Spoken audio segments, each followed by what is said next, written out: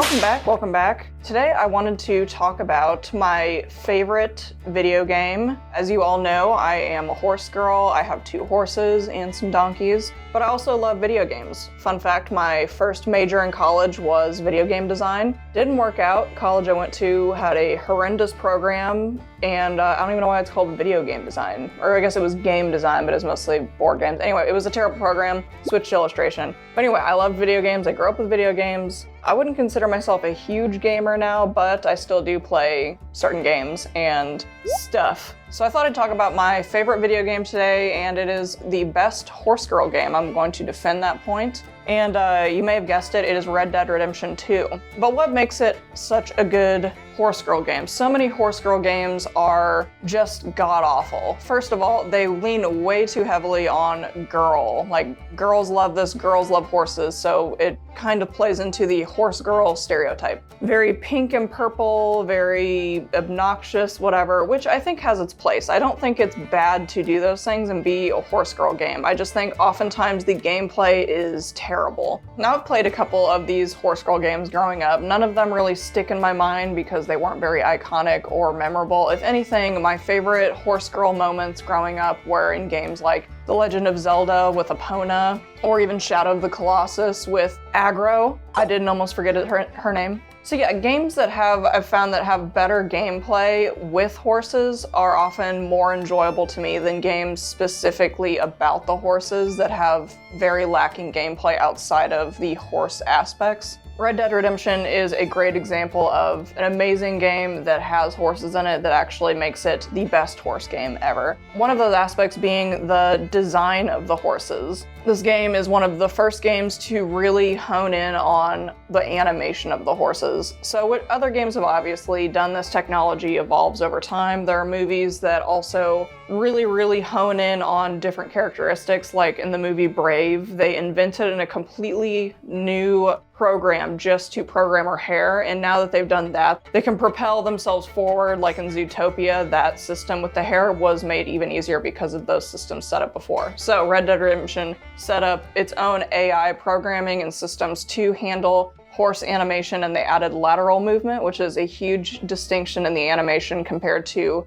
in previous games, the horse would simply just turn. Whereas in this, the lateral movement actually incorporates the foot movements, and it turns with a curve in its body, and it actually makes sense in space and looks a little more natural to us when we're seeing it. They also used motion capture with these horses with real horsemen, so they would put little motion capture stickers all over the horses and the person, and they'd have the horse do various movements from like trotting to running. They'd have them lay down, acting hurt or whatever. The horses don't really know what's going on, but anyway. There are a lot of cool videos of this motion capture that they did for the game, and you can really see those motion capture things and see them in the game and see how they connect. Other than the animation thing, they have 19 different breeds, and they all have different colors you can get, and each breed has different stats and things that make a difference in why you'd want to choose one breed over the other than an aesthetic purpose. There's really no punishment for having certain breeds. There's a couple breeds where obviously they're not the ideal choice, but let's say you get a draft. Sure, it's not as fast, but it's also going to be stronger. It might be more fearless than other horses, whereas the Arabians are going to be the fastest horse, but they're also have lower health. They might be more skittish. They might be easier to kill in general. So by choosing one breed that you prefer, you're actually getting perks, and by choosing another, you're getting perks, and it also works well with the character's desired gameplay. So for me, I just love running fast. I need to get where I'm going, so I'm usually choosing horses like the Arabian to just go as fast as possible. Also, I own a half Arabian, so it is an immersion thing for me. The draft horses I do love though, but yeah, I gotta go fast. Alongside that, we also have customizable manes and tails. They can be braided, they can have different styles and shapes, so you can further customize that horse to be something more personal, to something you would love. And you can do this with any of the horses you get, even if it's a horse you gained by winning a quest, or if it's a special horse that is a rare horse that you go out and tame. So I think that adds to the immersion and the design choices, and they're all styles and things that a real horse could have. And on top of that, to make it even more personable, you can customize not only those aspects, but you can customize the saddle, you can customize some accessories on the saddle, you can customize your character. So the entire horse and structure and everything about it is the most customizable horse game I have ever seen. There might be ones where it's like, yeah, I can add zebra stripes and make them blue, or The Sims has all these mods, but as far as like in-game, not modding, just what it is, I find it to be very impressive. I think a main aspect that a lot of horse games overlook is being able to customize the saddle. I think the saddle makes it so personal. I feel like if you know cowboys or anyone in real life who does horses, their saddle is very sentimental to them. Maybe not all, but there's always the saying of, if you sell your horse, don't sell your saddle. So saddles can be very personal. They can look very distinguished. You can see a saddle and say, that's so-and-so's saddle. So I think it's cool that in a game you can also do that. Now moving on to gameplay. Many Horsegirl games lack good gameplay. They might have aspects of like, oh, you can breed the horses, you can ride the horses, you can enter like dressage competitions with the horses or judging competitions, but I don't find that to be very engaging horseplay. There are aspects of gameplay that are fun for sure, but I feel like it's not enough. I feel like you need a good story and you need a good character and you need just more. So I feel like Horsegirl games get so caught up in the horse aspects and being a horse person that they forget that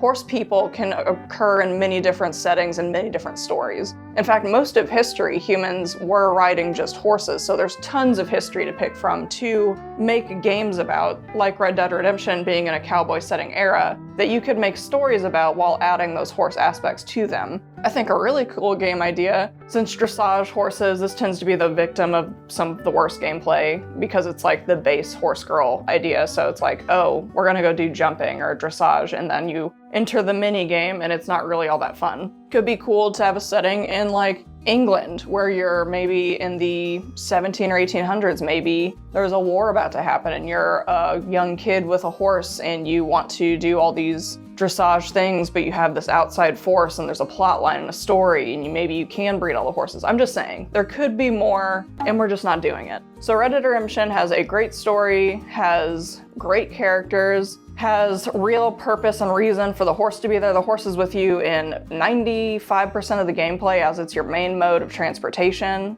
And there are a variety of things you can do on horseback, such as crafting, collecting herbs, just trail riding or doing stupid shit. I love that aspect that I can just roam around and try and jump off a cliff or try and do this and that. And I actually want to experiment and see what my horse can do. And you can also just commit crimes. That was one of my favorite things to do for a while, is just go commit crimes on my horse. I would lasso somebody, I would drag them until they died, I would then rifle through their saddlebag, and then I'd go sell their horse after I rode it to the horse thing. So there's a ton of cool stuff to do outside of even just the main gameplay that you can choose whatever you want to do. You can be a bad person, you can be someone who's an herbalist, you can be someone who's an explorer, you can be someone who's a collector, you can be any kind of horse person within this realm of cowboyness. There are also many different ways in the game to obtain and have horses, which I think is fun. Instead of just having, I feel like a lot of horse games have just one or two avenues to obtain horses, or there's like, you can purchase and breed, sure. But in this, it's like you can purchase, but different stables have different horses. You can find Mustangs, and different Mustangs have different colors and breeds in different areas, and you can also find rare horses and tame them. And you can also win them through quest lines, which maybe you may not encounter. You might encounter some and not encounter another. You can pick and choose, but by picking those specific quest lines, you get a special horse you couldn't get anywhere else. One of my favorite horses being Buell. So I have to do that storyline even though it hurts. And a small detail that I think just helps in general and makes the gameplay special is having different viewpoints and modes, but I think the cinematic mode being one of the best ones, because now you can feel like you're the cowboy in the cinematic moment and movie. That just feels right. And another aspect that I really like in the gameplay is that even if you're not a very skilled point and shooter like I am, there are functions in the game that help you get along in the game without giving up. So since I'm bad at pointing and shooting, there's auto shoot functions, there's the dead eye that slows things down so you can point and shoot at things, but then there's also, you can not use those aspects and make it more challenging. So I think that's really cool. Another cool aspect of this is the environment. I feel like the environment of Red Dead Redemption is not only graphically beautiful, but it's expansive. There are real world consequences to setting things on fire. You'll go back later and that area will be burnt still. The characters in the game all have their own horses that have names, so the horses really feel like they're a part of your group and your gang, and people like to go up and pet them, and they have really cool, distinct looks and personalities. And I think a really cool aspect is that horses, even outside of your horse, even NPC horses or other horses, react to outside stimuli. So they're not just standing there as little like puzzle pieces, they're actually like a living being in the world. So if you run up to a train, the horse reacts to the train, or if there's a gunfight, all the horses start acting scared, or your horse will react to an alligator that's running by it. So it just really feels like your horse is kind of real, like it's actually reacting to things outside of it. You're not in total control of it. It can buck you off if it gets scared by an alligator, or it can dodge a tree if you're running right into it, or it can run into the tree depending on how stupid you are. So I just think that's really cool and unique for a horse game. And you can also do actions like calm it down, which I think helps with bonding and things like that. It also, the horse can become dirty if it runs through mud, or if you don't clean it long enough. The horse can become hungry, which I think is a cool aspect, but none of these aspects are punishing. They don't feel like a chore. It's something that you want to do, and it's also something you can take care of on the go. So I can feed it while I'm running, so it's not a big deal. I don't have to get off my horse and feed it and have a whole cutscene. But the feeding it and the brushing it is a reward, because now your horse is going to bond with you. It's also going to run faster. Its health is going to go up. So there's actual rewards for doing mundane things, where I feel like other horse games kind of fall short in that way, where the only reward is friendship, which I think is fine, but I think there can be other components. Which leads me into, you have a better emotional attachment to the horse in this game. It was a key point that the developers made, that they wanted you to be attached to your horse because you're with it a lot in the game, and they wanted it to have an impact as far as the story goes and things like that. So you can brush them, interact with them while you're riding, you can talk to them. I think calming your horse whenever they're scared is a very big emotional bonding thing, even for the player. And again, the functions have purpose, so you don't feel like they're a chore. And the photo function in the game, I never use photo functions. I think they're annoying and dumb. There was a lot of quests in the new Pokemon game where you had to take photos, and I was just annoyed by them. But in Red Dead Redemption 2, I found myself wanting to take photos because there's a lot of cinematic moments, and you want to take pictures with you and your cool horse and your specific saddle and things like that. So overall, why do I think this game is so much better than any other horse game? And it's because functions have real purpose and aren't just filler. Every function creates some kind of reward, but isn't a task that you have to do. So if I feed it, I'm not only going to increase my bond with the horse, but I'm going to increase his health, and I'm going to increase the speed he can go, and I can give him bonuses and perks. And then even then, whenever I increase my friendship level with them, I'm unlocking fun tricks I can do, like you can do drifting on your horse, or you can do side stepping, or you can do a slide stop, or you can rear up. You can actually gain things by getting that friendship up, and also with friendship you can increase your speed and your health and endurance. So there are rewards to the quote-unquote mundane tasks that make it rewarding. The animation and the design is very thoughtful and very high quality, which I really appreciate in a game. A lot of horse games, to their credit, are indie games or have lower budgets, so it's really cool to see a high-budget studio put a lot of effort into something like that. And alongside that, I really appreciate that the main character in the game is a very developed character who we can like and interact through, so your horse is getting interacted with through a character who's interacting with them in a positive way. I really am annoyed by games where the main character has no audio lines because you're the character, so there's no audio. So then you're kind of role-playing in your head what they're supposed to be saying. So even if I'm petting a horse, maybe in like The Legend of Zelda, Zelda's still not saying anything. But I know Zelda, like, that's his whole thing, he doesn't say anything. No, not Zelda, it's Link! Zelda is Princess! But I don't like it. And I think on top of like the interactions and the bonding and the emotional bonding and stuff and things like that, I think there are real consequences to, like, you can do a variety of things with your horse. You can take care of it, you can neglect it, you can run it into a tree, but if it dies, it actually dies. So you running off a cliff and killing it actually is a consequence. So I feel like that also makes you bond to that horse more, because you know that if it dies, you have to either go get another one, or if it's a quest specific one or one you bought, you can't ever get it again. So you're a little more careful with your horse, or maybe you do a save point before you try jumping off a cliff, or you have tons of horse revivers. I know I'm fully stocked constantly because if my horse gets shot and dies, I'm going to lose it. But it is one of the best horse games. It has some of the best design. The game itself is huge and expansive and graphically still holds up and is insanely beautiful. It has tons of Easter eggs and side stories that are really interesting and unique, like the serial killer or the vampire, or there's just a ton. There's the incest siblings. There's the lady you have to teach how to hunt, who I sadly failed to teach her how to hunt. She died and I felt bad about it. So there's just tons of things you can do